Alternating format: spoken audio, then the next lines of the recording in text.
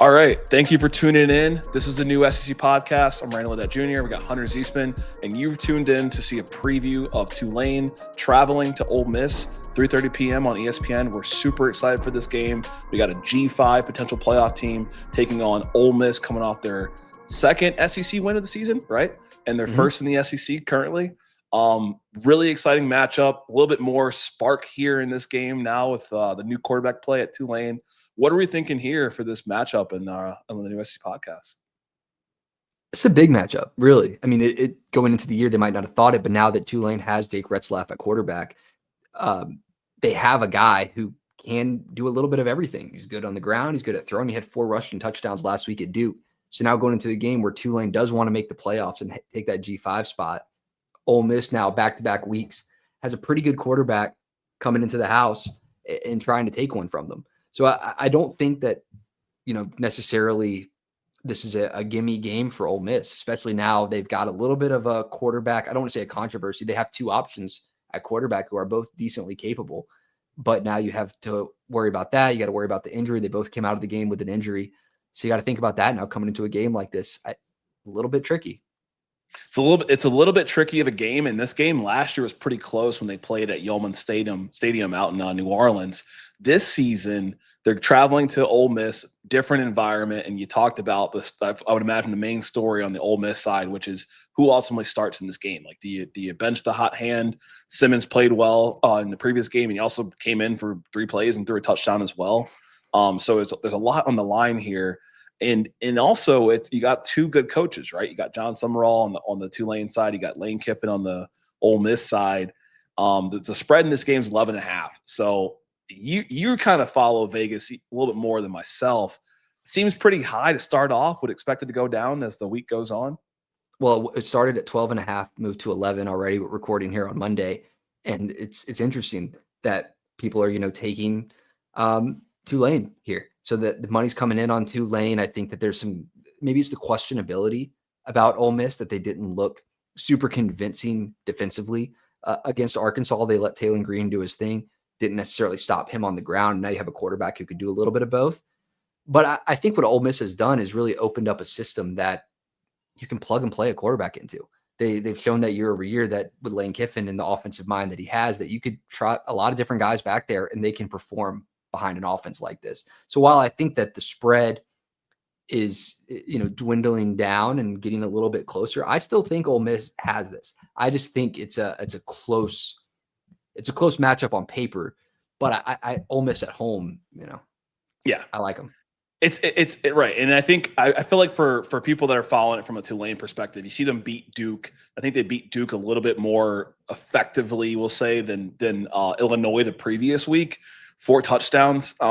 This offense looks pretty impressive on the Tulane side. The defense played decently well. I mean, it's Duke, right? Duke had 9 wins last year, but they're still a Power 4 team in the ACC. On the other side, I mean, I don't know if Tulane has an answer for Kawan Lacey at running back. He had an off game based upon his own standards this past week, but I would imagine in the trenches, Ole Miss can kind of put a body on a body, get Kawan Lacey through those holes, and control the pace of the game. It's kind of been what their game plan is now with both quarterbacks. They've done the same thing where it's you have playmakers, let them have the ball and make plays.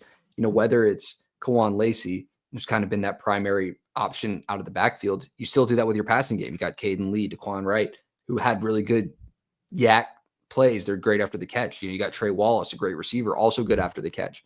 So when you have all of these guys who can make plays, you don't need to rely on anyone. And I'm not sure that Tulane has an answer for it either. I think you're spot on with that. I'm not sure who's going to stop all of these guys. Now, they're going to work their shots in to keep the safeties honest. But other than that, they found a recipe that works, and it's hitting all your guys and letting them make plays. Yeah, and I think on the flip side for Tulane, I'm looking at this game, and I'm like, who's going to stop Harrison Wallace? You talked about it a little bit earlier.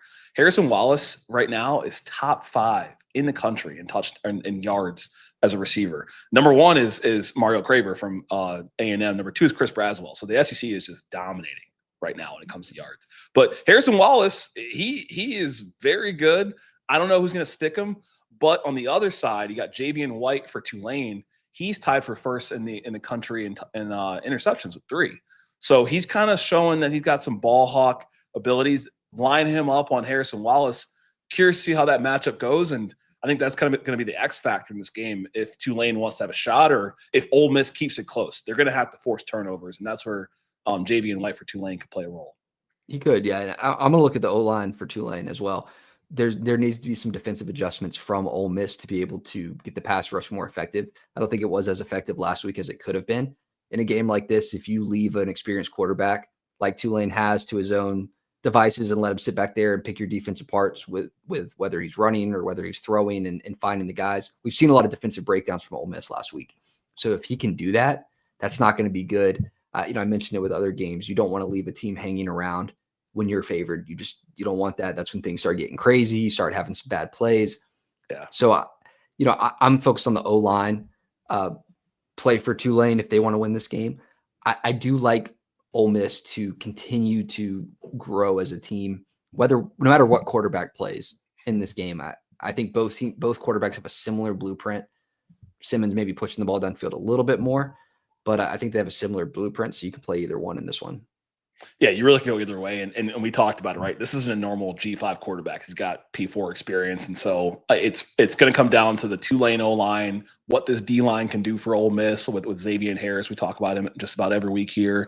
And on the other side, what's this Tulane defense going to do with this offensive attack? Like, they're going to have to score. Like, it's not going to be a 17-10 game. Like, it's going to be an offensive scoring. I mean, the over-under right now is 61.5. So they're expecting fireworks on that side.